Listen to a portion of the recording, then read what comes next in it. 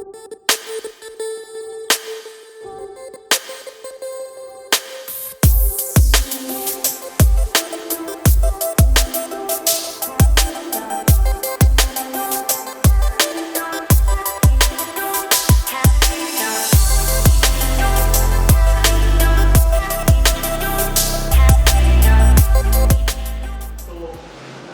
लोग ऑलरेडी शुरुआत किए थे किससे? बजट के बाद हम लोग किए थे मार्जिनल कॉस्टिंग। उसी मार्जिनल के आधार पे था शॉर्ट टर्म डिसीजन मेकिंग। ये 3 हम लोग कर चुके थे। फिर से रिकॉर्ड करेंगे ये परीक्षा में आप देखोगे। चलो अब आगे बढ़ते हैं और जैसे कहा कि टैक्स भी है, चालू करते हैं 10 मार्क्स का।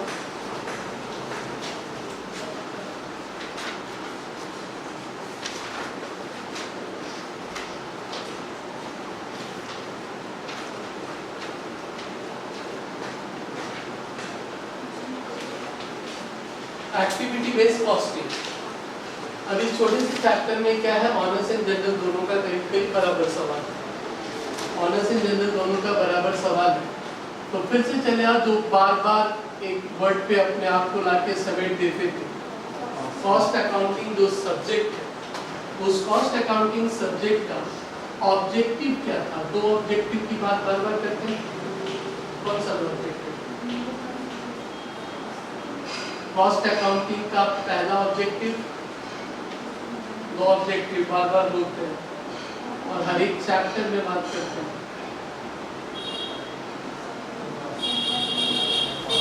What? To a certain cost, cost निकालना। ये सब्जेक्ट हमें ये सिखाता है कि किसी सामान का कॉस्ट निकालते कैसे। तो हमारे कॉस्ट अकाउंटिंग, कॉस्टिंग घुमा फिरा के एक ही सारा वर्ड। तो जब एक ही सारा वर्ड है तो कॉस्ट अकाउंटिंग का पहला मकसद क्या है? टू अ सर्टेन कॉस्ट, कि किसी भी चीज का कॉस्ट निकाला कैसे करते हैं। एक तो निकालते हैं कॉस्ट निकालने के पीछे मकसद जो बोल रहे थे उसकी तो एक बहुत सिंपल भाषा। जब तक हम सामान का कॉस्ट नहीं निकाल पाएंगे, how can we fix our selling price? हम लोग अपने सामान का सेलिंग प्राइस भी तो फिक्स नहीं कर पाएंगे। ठीक है, तो ऐसे भी कॉस्ट अकाउंटिंग कहाँ यूज हो रहा है? मैन्युफैक्चरिंग इंडस्ट्री में या सर्विस इंडस्ट्री में। तो मैन्युफैक्चरिंग इंडस्ट्री में एक सामान जब बनाया गया तो सामान का कॉस्ट कितना, वो निकालना तो पड़ेगा ना। अब कॉस्ट निकालते वक्त कॉस्ट निकालने का मकसद ही क्या है? जब तक कॉस्ट निकलेगा नहीं हम सेलिंग प्राइस को फिक्स नहीं कर पाएंगे। दूसरा मकसद क्या था? दूसरा मकसद था what? To control and reduce cost. तो हम लोग कॉस्ट अकाउंटिंग में जितना भी चैप्टर पढ़ते हैं सब कुछ किसके इर्द-गिर्द? इसी के इर्द-गिर्द। बजट का मकसद क्या था?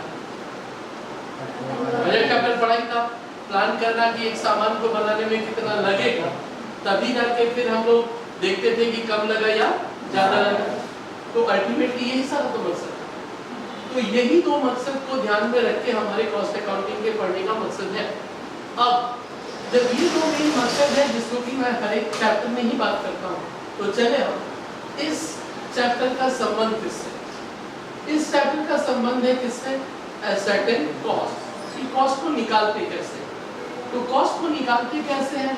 आप भी जानते हो कि कॉस्ट को निकालने से रिलेटेड बहुत सारे मेथड थे, लेकिन उन सारे मेथड में उन सबको एक बार साइड किया तो एक कॉस्ट से रिलेटेड एक चैप्टर आप पढ़े थे, दैट इज व्हाट? कॉस्ट यानी एक सामान या प्रोडक्ट जो भी बना है उसके पूरी कॉस्ट का एक सिस्टमेटिक क्या करना, रिकॉर्डिंग करना। तो कॉस्ट शीट का एक फॉर्मेट देख लो आपके पैट में ही, पेज नंबर दैट इज 15। तो पेज नंबर 15 कॉस्ट शीट का फॉर्मेट जो सेकंड सेमेस्टर में आप लोग पढ़े थे, रिकॉल है ये। लेकिन वो फॉर्मेट बहुत डिटेल था। उस फॉर्मेट के बहुत डिटेल का एक शॉर्टकट फॉर्मेट भी आप देखे थे जब आपके पास इंफॉर्मेशन बहुत ज़्यादा नहीं है। तो जब बहुत ज़्यादा इंफॉर्मेशन नहीं है तो कॉस्ट शीट का एक शॉर्ट फॉर्मेट का नाम बताओ क्या था? क्या क्या आता था उसमें?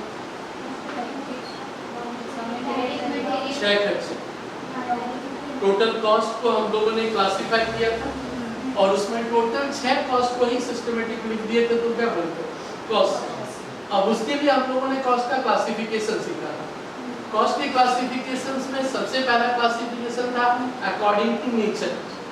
अकॉर्डिंग टू नेचर कॉस्ट 3 तरह के थे, कौन कौन से? Material, labour and expenses. किसी भी सामान को बनाने में यदि खर्चे का बात करें तो खर्चे होंगे हजारों, लेकिन वो टुकड़े में टूटता है 3। आइदर वो किसी तरह का मटेरियल होगा, या वो लेबर होगा, या वो एक्सपेंसेस होगा, चौथा कुछ हो नहीं सकता। तो एक था मटेरियल, दूसरा था लेबर, तीसरा रहा expenses. Material, labour and expenses. ये अब एक ही चीज को फिर हम लोग रिक्लासिफाई भी करते थे, और रिक्लासिफाई करते वक्त फिर हम लोग कॉस्ट को 2 टुकड़े में तोड़ देते थे। क्या था? Direct cost and indirect cost. किसी सामान को बनाने में ये तीनों ही या तो डायरेक्टली लगा होगा या व्हाट इनडायरेक्टली लगा होगा, या तो डायरेक्टली लगा होगा या व्हाट इनडायरेक्टली लगा। अब इसको वापस से मिक्सअप करते हैं, 3 और 2 6, 3 और 2 6, यानी एक तुम्हारा डायरेक्ट वाला कॉस्ट हो गया और एक तुम्हारा इनडायरेक्ट। अब 3 2 6 को फिर से 6 टुकड़े में तोड़ते थे। मटेरियल, डायरेक्ट मटेरियल, फिर था एक indirect material. Indirect material, direct labour and what? Indirect labor and direct expenses and what? Indirect expenses. यानी वो 3 को फिर 2 के कॉम्बिनेशन में डाला तो टोटल कितने होते हैं? 6 हो गए। अब कॉस्ट के लिए फिर इसमें चेंज करते थे हम लोग क्लासिफिकेशन में, क्या? डायरेक्ट को तो वही रहने देते थे, इनको कंबाइन करके एक नाम दे देते थे, that is called what? Overhead. यानी सारे इनडायरेक्ट कॉस्ट का ही एक नाम क्या था? ओवरहेड। और फिर हम लोग ओवरहेड को फिर से रिक्लासिफाई करते थे। वो कौन से 3 थे? फैक्ट्री ओवरहेड, यानी ये तीनों 3 अलग अलग नाम से आ जाता था। Factory overhead, office and administration overhead, selling and distribution overhead. तो कॉस्टिंग के पॉइंट ऑफ व्यू से वो कॉस्ट आगे क्लासिफाई किया जाता है कितने में? 6 में। अब इतना मालूम था कि ये डायरेक्ट है और ये सारे क्या है? इनडायरेक्ट। ये सारा इनडायरेक्ट है और फिर हम लोग इन 6 के टोटल को ही कोई बोल देते थे व्हाट? कॉस्ट। एक सामान में क्या लगा। अब इन्हीं का दूसरा नाम भी है। इस डायरेक्ट का नाम क्या था? Chargeable expenses. Office and administration का दूसरा नाम क्या था? General overhead. फैक्ट्री का ही दूसरा नाम ओवरहेड क्या था? Works overhead. इसका ही दूसरा नाम वर्क्स ओवरहेड या फिर एक और नाम प्रोडक्शन ओवरहेड। तो एक ही चीज के बहुत सारे क्या होते हैं? नाम होते हैं। एक ही चीज के बहुत सारे नाम होते हैं। अब ये कॉस्ट शीट बनाते वक्त 6 का टोटल किया और 6 का जब टोटल किया तो इसी को बोलते थे हम लोग टोटल कॉस्ट। अब हम लोग अपने चैप्टर के पॉइंट ऑफ व्यू से चले। ये 3 चीजें डायरेक्ट है और डायरेक्ट होने के कारण ये तो हमें हमेशा दिया जाता है और ये इजीली पता भी हो जाता है, लेकिन ये 3 चीजें अपने आप में क्या है? इनडायरेक्ट है। और किसी प्रोडक्ट में ये कितना लगेगा टोटल तो आसानी से हो जाता है, बट सिर्फ एक प्रोडक्ट मतलब ये मार्कर बनाने वाली जो फैक्ट्री है वो सिर्फ यही मार्कर तो नहीं बनता होगा, बहुत कुछ बनता होगा। इस मार्कर में जो डायरेक्ट तीनों लगा वो तो चलो पता चला कि इसमें कितना प्लास्टिक है, इसे बनाने वाले लेबर ने कितना समय लिया होगा, लेकिन जो फैक्ट्री का रेंट है वो इसमें कितना आएगा वो सब अपने आप में क्या है? इनडायरेक्ट है। तो वो इसमें ले तो कितना है, और यही हमें कॉस्ट अकाउंटिंग अलग अलग तरीके से सिखाता है। तो फिर ये तो कॉस्ट शीट था, लेकिन इसी कॉस्ट शीट से मिलता जुलता जो मेथड ऑफ कॉस्टिंग देखे थे, एक कॉस्टिंग चैप्टर का नाम क्या था, जॉब कॉस्टिंग। और कॉस्टिंग का मतलब ही होता है कॉस्ट निकालना। और किसका कॉस्ट निकालना, एक जॉब का, कि एक जॉब का, मेरे को एक जॉब मिला तो उसमें मेरा कॉस्ट कितना लगा, ये मेरे को कॉस्ट निकालना पड़ेगा। और जॉब का कॉस्ट निकालते वक्त ये सब तो बहुत आसानी से पता चलता है, कितना मटेरियल लग रहा है, कितना लेबर लग रहा है, ये सब मुझे आसानी से पता चलता है। बट प्रॉब्लम का कि एक अलमीरा बनाने वाली फैक्ट्री में एक अलमीरा तो नहीं बन रहा है, बहुत सारे अलमीरा बन रहे हैं, तो एक सिर्फ एक अलमीरा में इनडायरेक्ट कॉस्ट कितना है, एक अलमीरा में इनडायरेक्ट कॉस्ट कितना ले। तो जॉब कॉस्टिंग में देखे थे बहुत आसान था, वो सब में आसानी से दिया जाता था। और यहाँ सीखेंगे कि एक दूसरा कॉस्टिंग का मेथड जो हम लोग यूज करते हैं। तो सबसे पहले सम नंबर 1 देखोगे, उसी पार्ट में जो जॉब कॉस्टिंग से रिलेटेड हम लोग बात कर रहे थे।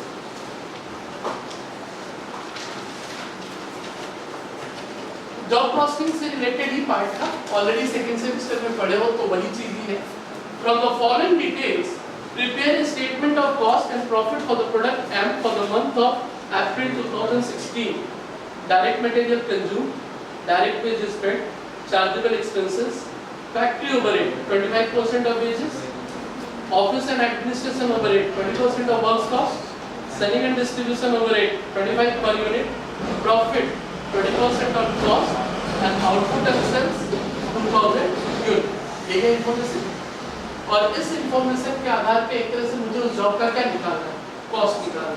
तो क्या करेंगे हम लोग, एक सिंगल कॉलम का स्टेटमेंट बनाएंगे, सिंगल कॉलम का स्टेटमेंट ड्रॉ करें।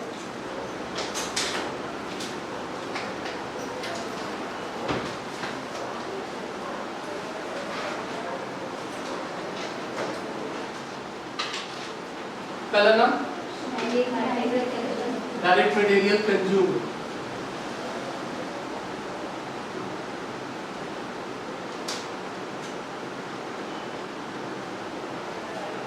कितना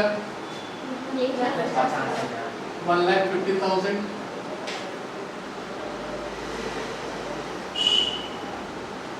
दूसरा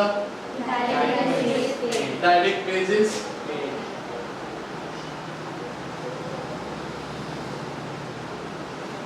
कितना 1,20,000। तीसरा चार्जेबल एक्सपेंसेस,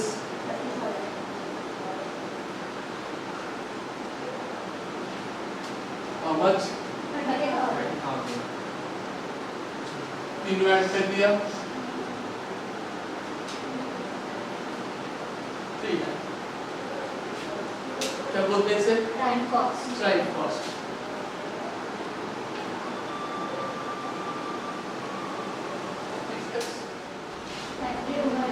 क्या बोला, 25% ऑफ वेजेस।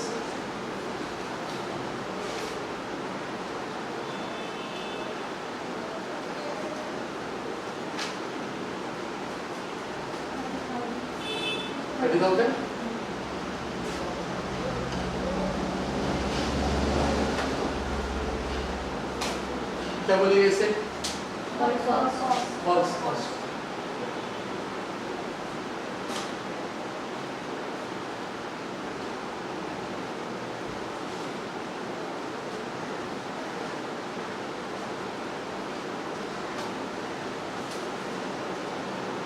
अगला खर्च ऑफिस एंड एडमिनिस्ट्रेशन ओवरहेड,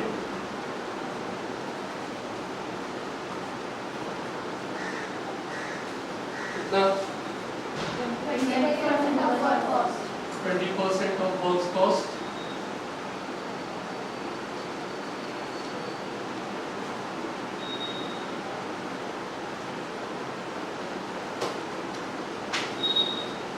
फिर 30,000 का 20%,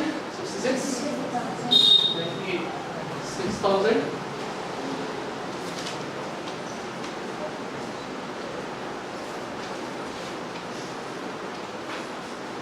क्या बोलते हो फिर से, कॉस्ट ऑफ प्रोडक्शन। जब कभी ओपनिंग और क्लोजिंग ना हो तो क्या बोलते हो, cost of goods sold,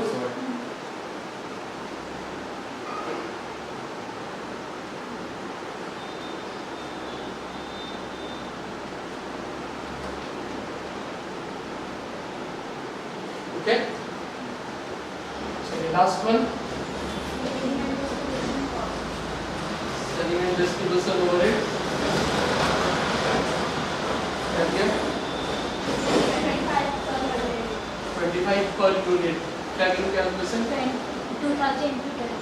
2000 unit बना है, 25 पर यूनिट 50,000 टोटल कर दिया, टोटल कर दिया 4,46,000। क्या बोलोगे इसे, कॉस्ट ऑफ सेल्स क्या total cost, cost of sales क्या हुआ टोटल कॉस्ट, कॉस्ट जो क्लास सेकंड सेमेस्टर में आप सीखे थे वही पार्ट। आगे और क्या इंफॉर्मेशन है, profit how much 20% on cost, यानी कॉस्ट निकाल लिए तो अब अपने प्रॉफिट मार्जिन को जोड़ रहे हो, 4,46 into 20% कितना आया 89,200,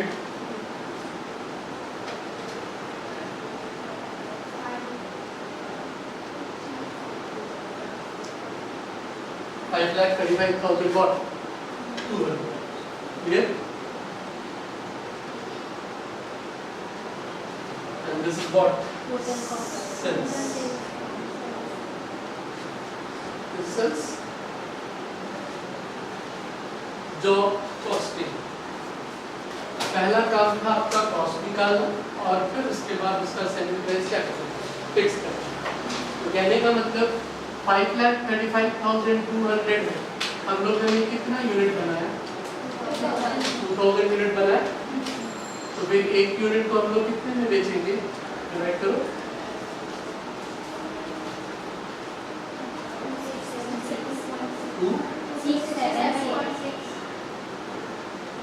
266.6 को कितना देना चाहिए 267.6 सेलिंग प्राइस पर यूनिट। तो अब आ जाओ अपने चैप्टर के पॉइंट ऑफ व्यू से उसे देखते हैं। एक था कॉस्ट शीट और एक है what job cost sheet. Cost sheet में तो ऐसे टोटल खर्चे दे दिए जाते हैं, लेकिन जॉब कॉस्ट शीट में क्या सीधे तौर पे नहीं मिला, तीन चीज। क्यों ये तीनों सीधे तौर पे पॉसिबल नहीं, अभी बताते हैं। क्योंकि तीनों का तीनों एक तरह से क्या इन्वॉल्व है, इनडायरेक्टली इन्वॉल्व है। तीनों का तीनों एक पर्टिकुलर जॉब में कितना लगा ये कभी भी पॉसिबल नहीं है। तो हम लोगों को उसके लिए कोई ना कोई एक एप्रोप्रिएट बेसिस क्या करना होगा, अपनाना पड़ेगा। और वो एप्रोप्रिएट बेसिस जैसे कि यहाँ दिया था कि आप फैक्ट्री ओवरहेड क्या लेने वाले हो 25% ऑफ डायरेक्ट वेज। तो डायरेक्ट वेजेस आपका है कितना 21 का ले लिया, फिर 20% ऑफ व्हाट वर्क कॉस्ट कितना 30, और फिर सेलिंग एंड डिस्ट्रीब्यूशन ओवरहेड कितना 25 पर यूनिट। तो 25 पर यूनिट को फिर हम लोगों ने क्या देखने की कोशिश की कि कितने नंबर ऑफ यूनिट हम लोगों ने बनाए। अब जिंदगी में असली हकीकत बोलोगे तो यही प्रॉब्लम है, जितनी भी फैक्ट्रियां हैं उनको जब अपने प्रोडक्ट का कॉस्ट निकालना होता है तो उनके लिए ये इनडायरेक्ट कॉस्ट लेना उनका सरदर्द है कि वो कितना ले, और वो हमेशा चाहते हैं कि वो सही हो। तो ये भी देखे थे ये परसेंटेज की कहानी, बार बार बोले थे कि ये परसेंटेज अपने आप में कौन सा फिगर, रिलेटिव फिगर। अब ये रिलेटिव फिगर किसी एक बेसिस पे निकला तो होगा ना, क्योंकि वो बेसिस क्या था 25% of what direct wages, 20% of what यानी डिनोमिनेटर का बेस दे दिया। तो इस समय तो जो सीधे दिया, लेकिन किसी किसी सवाल में ये परसेंटेज आपको खुद से क्या करना पड़ता है, कैलकुलेट करना पड़ता है। सब नंबर 2 तो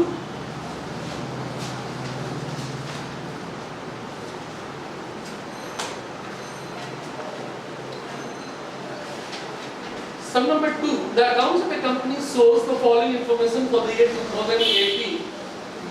Material use 3,000, direct wages 5,000, works overhead 4,000, office overhead 1,200, total selling price 18,500. From the above particulars, compute the works cost, total cost, and percentage that works overhead bears to the direct wages, and percentage that office overhead bears to the what? Works cost. तो देख लो, जो बोले कि वो percentage नहीं दिया है तो वो बोल देगा, और नहीं बोला तो हमें याद रखना पड़ता है कि वो किस पे लेते हैं, उसे किस पे लेना पड़ता है, और जो बोला है वही होता है। फैक्ट्री ओवरहेड के लिए कुछ नहीं बोला तो हमेशा किसका बेसिस लोगे? Direct wages. और office and administration and selling के लिए कुछ भी ना बोले तो हमेशा वर्क्स कॉस्ट। फिर नीचे क्या लिख रहे थे कि what price the company should quote for a machine if it is 800 for material and 600 for the labor spent on production of the machine, and works and office overhead incurred are at the same percentage as before। तो पहले 2018 के सारे cost का detail है, और फिर उसके बाद आपको एक ऑर्डर मिला तो उस ऑर्डर में क्या मटेरियल और वेजेस लगेगा वो दिया है। अब तुम्हें बताना है कि उस प्रोडक्ट का कॉस्ट क्या होगा। तो सबसे पहले तो हम लोगों को एक पूरे साल का कॉस्ट शीट बनाना है, क्योंकि तभी हमें पता चलेगा वर्क्स कॉस्ट कितना है, और फिर उसके हिसाब से परसेंटेज निकालेंगे और फिर उसे क्या करेंगे? अप्लाई करेंगे। तो पहले 2018 के लिए एक सिंगल कॉलम का कॉस्ट शीट,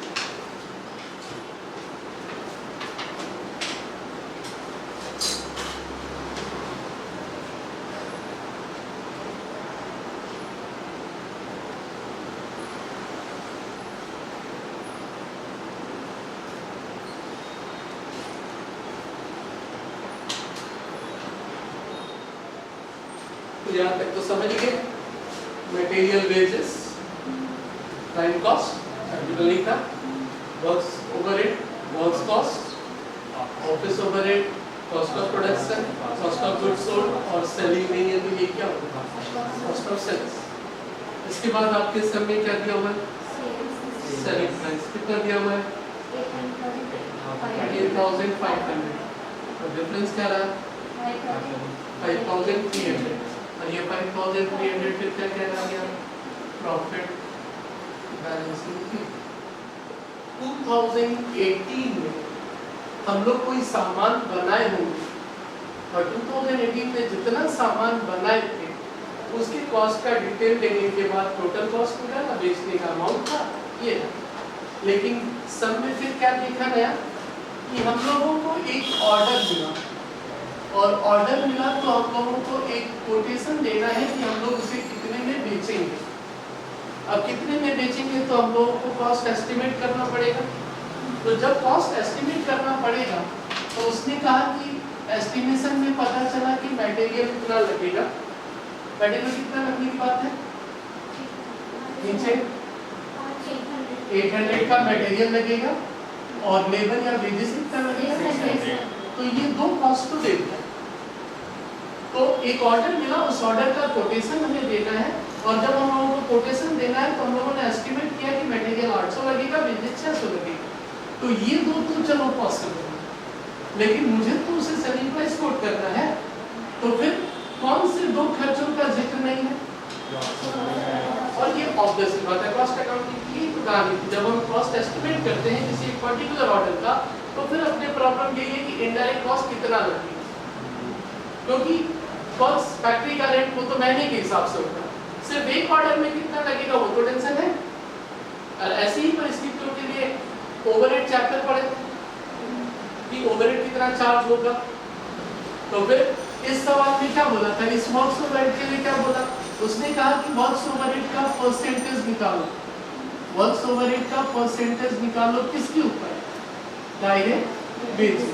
तो वो रिलेटिव फिगर वाला कहानी फिर वही है, यानी वर्क्स ओवरहेड को एक्सप्रेस करो परसेंटेज में, और वही उस ऑर्डर पे क्या करेंगे? अप्लाई करेंगे। यानी इस 4,000 को एक्सप्रेस करना है किसके ऊपर? 5,000 के ऊपर, क्योंकि परसेंटेज यानी जिसे मैं कहता था एक क्या है? रिलेटिव फिगर है, और रिलेटिव फिगर में एक न्यूमरेटर को डिनोमिनेटर पे क्या करते हैं? एक्सप्रेस करते हैं। तो हमें एक्सप्रेस किसे करना था? वर्क्स ओवरहेड को। तो जब हमें एक्सप्रेस करना है वर्क्स ओवरहेड को, तो न्यूमरेटर मेरा क्या रहा? न्यूमरेटर जिसे एक्सप्रेस करना है वो तो मेरा वर्क्स ओवरहेड रहेगा, और डिनोमिनेटर यानी जो बेस है, तो बेस कौन है? Direct wages. तो डायरेक्ट वेजेस को हम लोग क्या ले लेंगे? डिनोमिनेटर। और वही सवाल में बोला था कि percentage of what? Percentage of works overhead on direct wages. तो याद क्या करना है? ये तो दिया ही है कि क्या करना है, उसके लिए अलग से कुछ याद करने की जरूरत नहीं है, वो सीधे लिख के दिया कि वर्क्स ओवरहेड को न्यूमरेटर रखो एंड डॉट डायरेक्ट को डिनोमिनेटर। तो फिर वर्क्स ओवरहेड 4000 है और कितना? 5000, यानी एक तरह से मेरा वो लगता कितना है? 80%। तो वही रिलेटिव फिगर का कांसेप्ट है जो सभी जगह यूज होना है। तो एक तो उसने कहा वर्क्स ओवरहेड और डायरेक्ट वेजेस, दूसरा किसके लिए? Office overhead. ऑफिस ओवरहेड किसके ऊपर? वर्क्स कॉस्ट के ऊपर। और वर्क्स कॉस्ट किधर है? मेरा वर्क्स कॉस्ट, यानी न्यूमरेटर मेरा 1200 और डिनोमिनेटर कितना? 1200। तो फिर दूसरा हमें क्या निकालना है? परसेंटेज ऑफ ऑफिस ओवरहेड, चलो दिखाओ हम, on works cost, percentage of office overhead on works cost.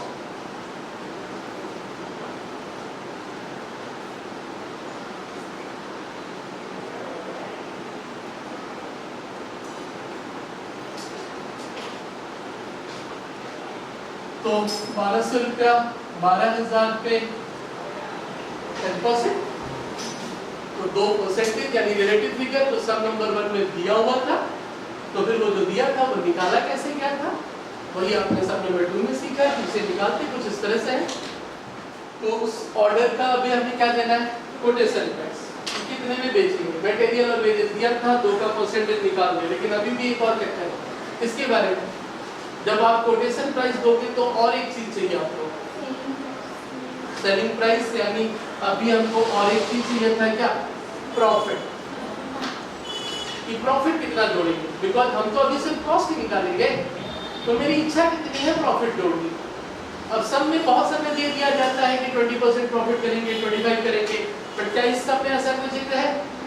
ऐसा जिक्र नहीं है। तो फिर ऐसी परिस्थिति में क्या मानते हैं हम लोग? पहले जितना प्रॉफिट परसेंटेज कमाते थे आज भी उतना ही कमाना है। मतलब ये जो प्रॉफिट 5300 पहले कमाते थे, लेकिन ये एक एब्सोल्यूट फिगर है, इसे रिलेटिव फिगर में बदलना है। अब रिलेटिव फिगर में बदलना है तो आप इसे कॉस्ट पे भी बदल सकते हो, आप इसे सेल्स पे भी बदल सकते हो, लेकिन आसान है कॉस्ट। सेल्स पे जाने का मतलब ही है वो कहावत आप है मुझे मान, क्या दरकार है, यही पे रह रहे और कॉस्ट पे ही लेंगे। तो फिर एक परसेंटेज निकाल लो, what? Profit percentage on cost.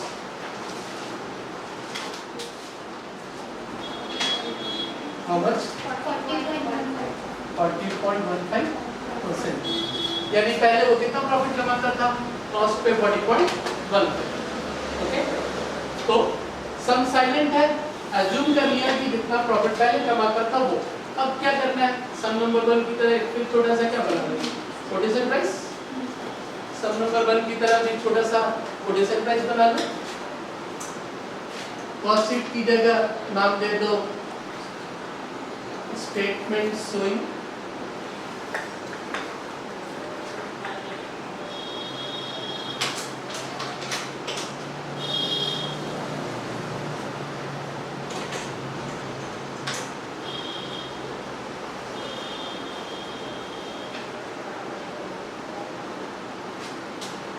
Statement showing quotation price.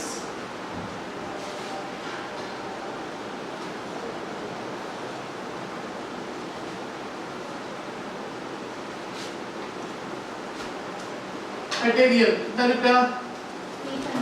800। Wages 600।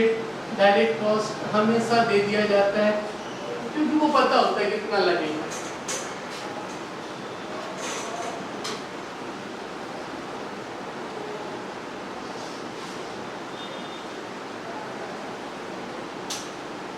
Prime cost. Next, क्या लेना था अगला खर्च? फैक्ट्री ओवरहेड या वर्क्स ओवरहेड। फैक्ट्री ओवरहेड कितना परसेंट निकाला था लोग? 80% किसका? Direct wages. तो डायरेक्ट वेजेस कितना है? तो 600 का 80% 480, 1880 क्या नाम? Works cost. अगला part office and administration overhead कितना परसेंट? 10% किसका? वर्क्स कॉस्ट का, यानी 1880 का 10% 188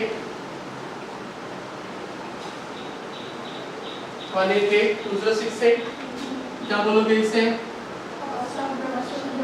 cost of production, cost of goods sold and cost of sales, सारे के सारे यही है।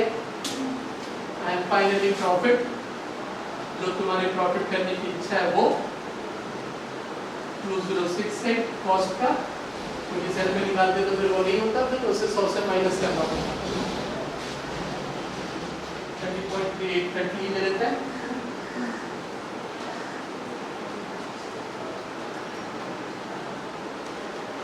कितना परसेंट था? 40.45।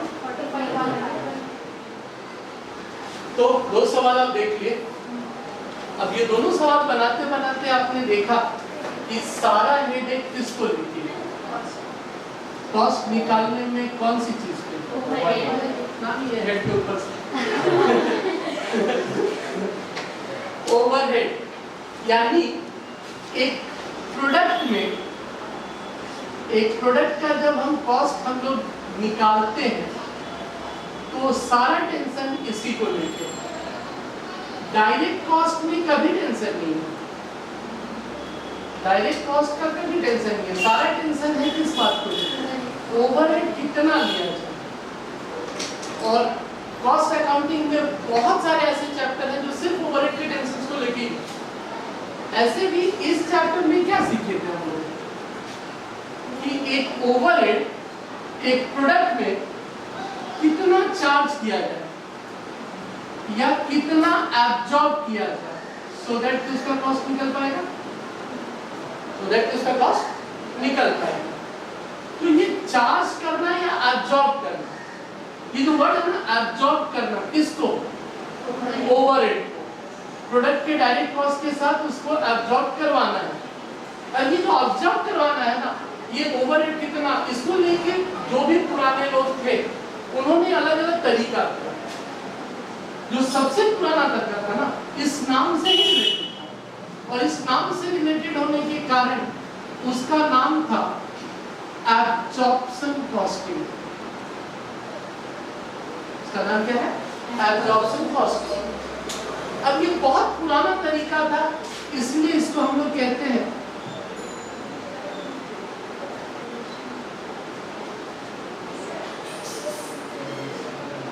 Traditional method. ये पुरानी परंपरा है, पुरानी परंपरा के हिसाब से लोग करते हैं।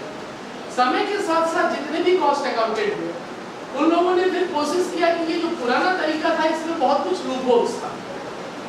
इस तरीके का एक और नाम भी ऐसे वो देते हैं, वॉल्यूम बेस्ड कॉस्टिंग।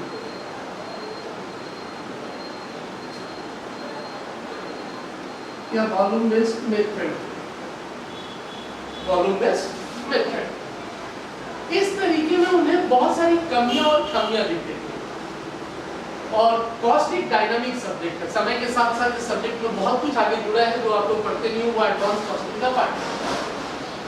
तो जो पुराना तरीका था ना ट्रेडिशनल कॉस्टिंग, एब्जॉर्प्शन कॉस्टिंग या वैल्यू बेस्ड कॉस्टिंग, उसमें हम लोग ओवरहेड को चार्ज या कर करवाते थे एब्जॉर्ब, कोई ना कोई डिनोमिनेटर का बेस लेते थे। और ओवरहेड चैप्टर में वही देखा था, कभी डायरेक्ट वेजेस पे है, कभी डायरेक्ट मटेरियल पे है, कभी प्राइम कॉस्ट पे है, कभी लेबर और रेट है, कभी मशीन और रेट है। मतलब एक तरीका वहां भी नहीं था, क्योंकि वो सबसे बड़ा सरदर्द है कि हम लोग उसे चार्ज करें तो कैसे करें। क्योंकि कॉस्ट निकालते वक्त सबसे बड़ा कंसर्न ये क्या, कॉस्ट ज्यादा निकला तो कोई सामान नहीं देगा तो सेलिंग प्राइस ज्यादा फिक्स कर लो, और कॉस्ट गलती से कम निकाल दिए तो फालतू का सामान बिक जाएगा और तुम्हें प्रॉफिट नहीं होगा। और निकालना था एक्यूरेट कॉस्ट। अब इस ओवरहेड को चार्ज करने के जो तरीके हैं, एक तरीका जो आप सेकंड सेमेस्टर में पढ़े थे, that is called traditional method, absorption costing और व्हाट वॉल्यूम बेस्ड मेथड। और ये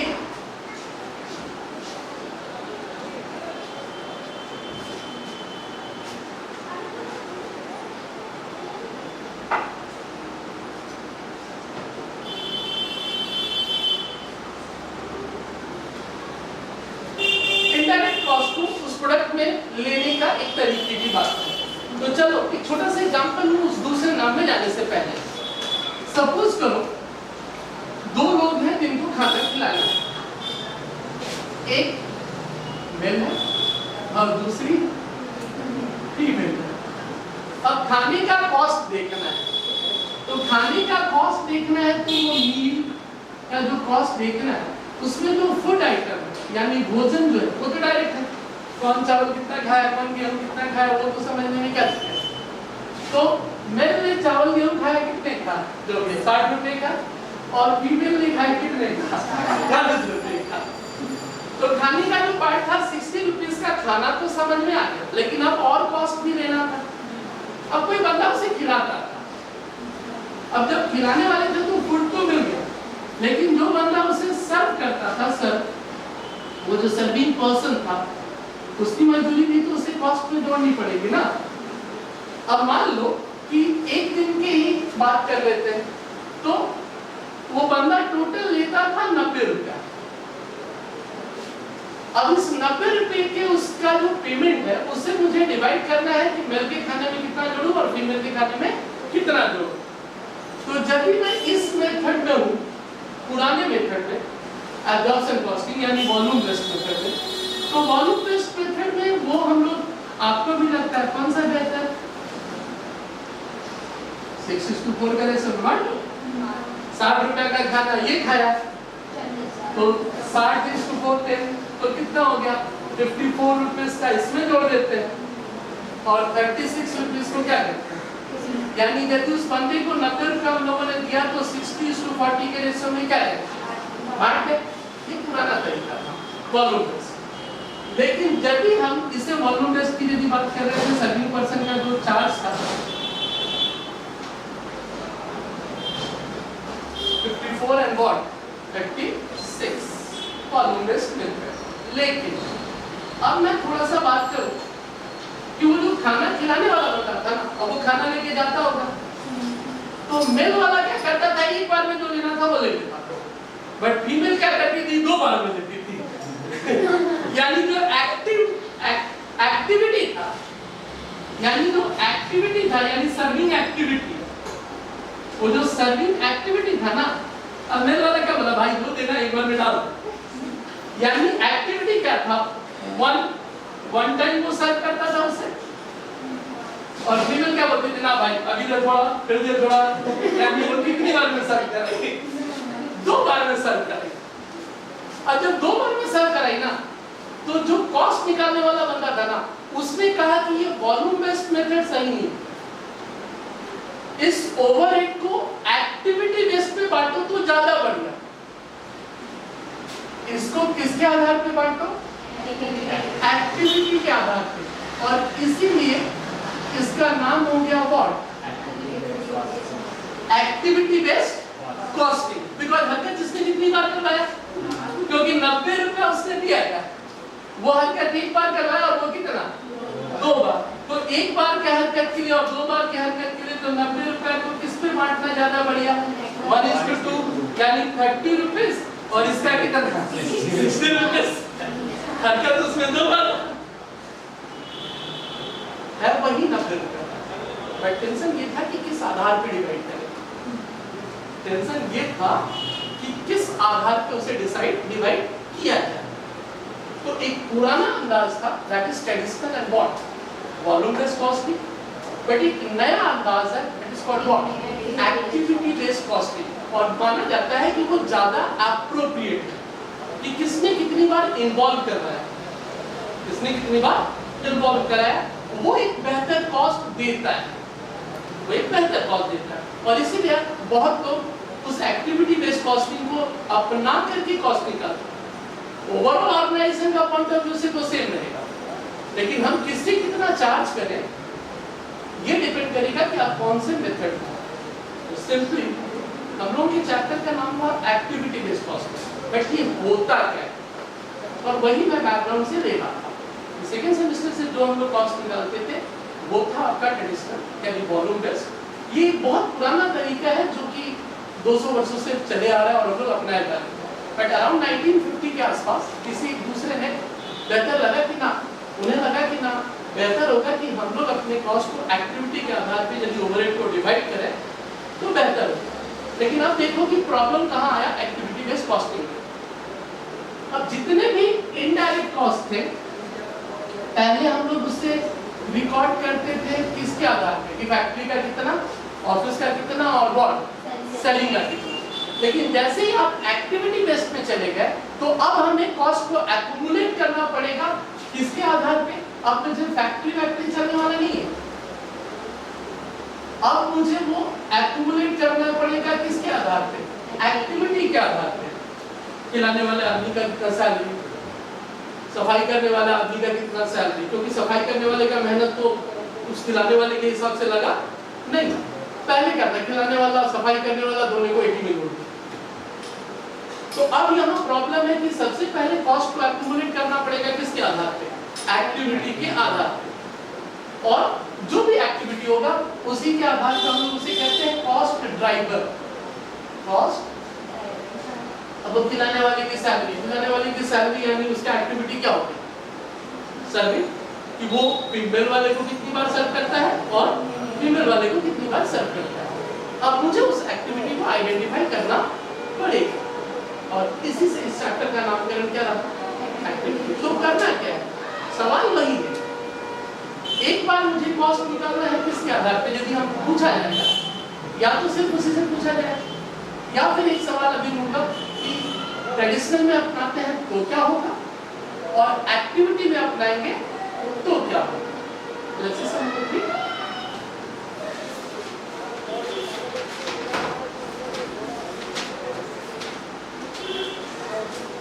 Sum number 3. ABC manufacturing company produces two products X and Y. The particulars relating to two products are given below. Direct material cost per unit, direct wages per unit, unit produced, direct labor hour per unit, material moves per product line, budgeted material handling cost यानी overhead cost is 12,000. Determine the cost per unit of the product using the volume based allocation method, that is direct labor hour rate method. And the second, determine the cost per unit of the product using the activity based costing method. तो एक तरह से सवाल के nature में चले तो सबसे पहले हम लोगों को निकालना है point number A, that is volume based और फिर एक्टिविटी। हेडेक देख लो किसके लिए, बजटेड मटेरियल हैंडलिंग कॉस्ट के लिए। इसके आधार पे बजटेड मटेरियल हैंडलिंग कॉस्ट। अब ऊपर जो कॉस्ट का डिटेल है वो तो पर यूनिट है, लेकिन जो इनडायरेक्ट कॉस्ट जो मटेरियल हैंडलिंग है या ओवरहेड है वो तो टोटल है। तो या तो ओवरहेड को मैं पर यूनिट पे लेके जाऊं या पर यूनिट को किस पे लेके आऊं, टोटल में। तो बेहतर होगा कि पहले मैं किस पे लेके आऊं, पहले मैं उसे टोटल में लेके आऊं कि प्रोडक्ट ए के लिए कितना और प्रोडक्ट बी के लिए। तो चलो राइट हैंड साइड में दो कॉलम लोगे, कौन सा, वॉल्यूम बेस्ड मेथड। तो अब वॉल्यूम बेस्ड मेथड में ओवरहेड को किस पे लेना था,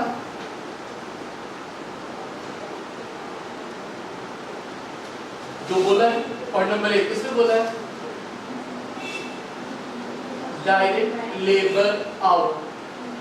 किसके आधार पे, डायरेक्ट लेबर आवर यानी रेट तो किस पे लेके जाना है, पर आवर के रेट पे ना।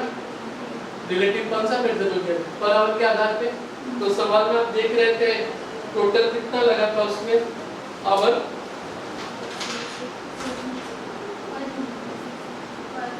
तो पर यूनिट दिया है, नंबर ऑफ यूनिट दिया है ना, नंबर ऑफ यूनिट दिया है ना।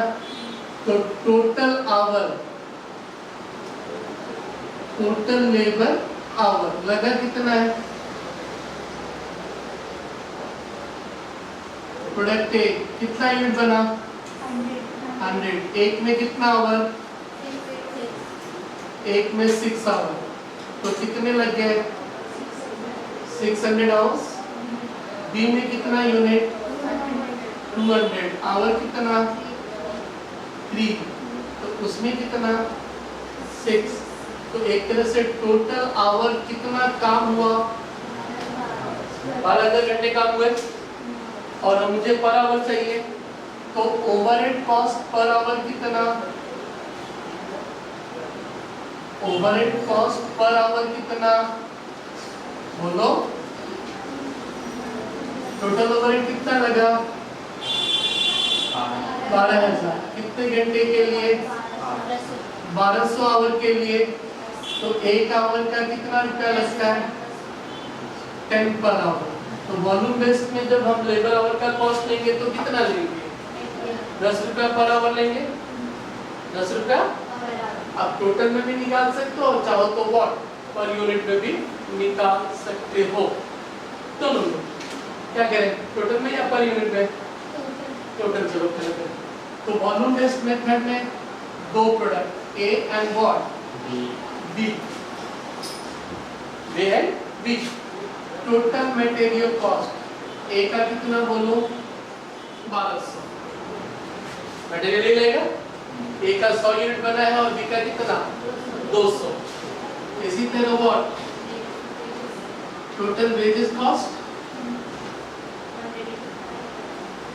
100 यूनिट है, लेकिन रेट क्या है? पर आवर है या पर यूनिट है? वेजेस भी पर यूनिट है। तो 100 इंटू 5, 200 इंटू 4, ये वेजेस का हो गया। अब इसके बाद तो जो था overhead cost, overhead cost, overhead cost. अब यहाँ तो पर आवर पे है, तो यहाँ पर आवर पे है, तो ए में कितना आवर लग रहा है? 100 इंटू 6, 600 आवर्स।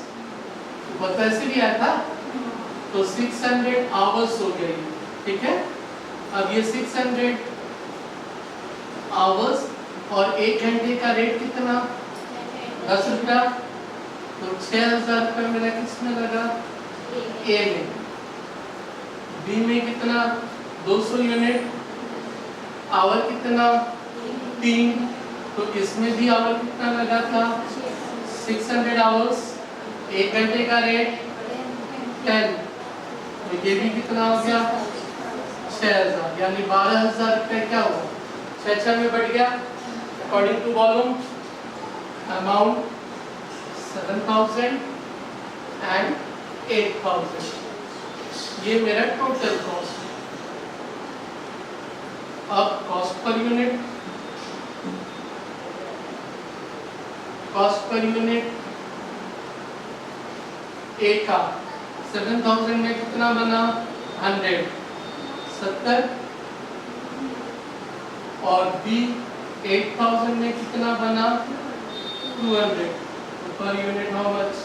40।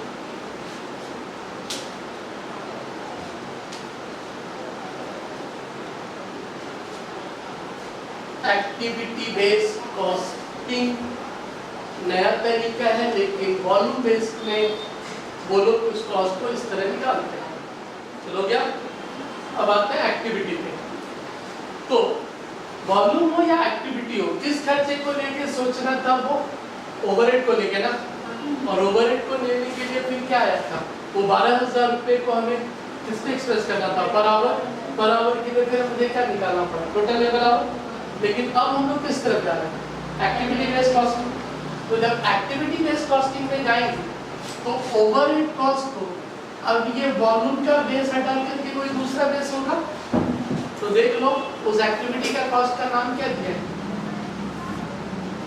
उस एक्टिविटी के कॉस्ट का नाम क्या दिया गया है? बताओ।